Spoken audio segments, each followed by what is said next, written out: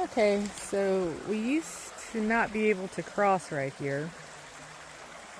And we have land on the other side. Like a lot of it.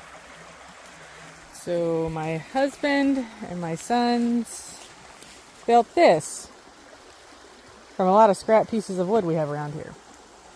I think, what was this? A telephone pole or something that was just laying over? Something, yeah. And then some scrap boards, evened them out, and voila. We have a bridge.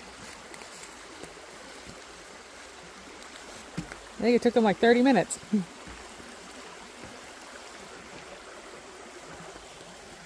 Really cool.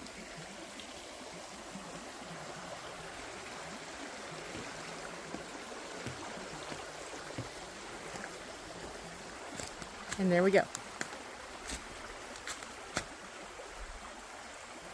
To the other side.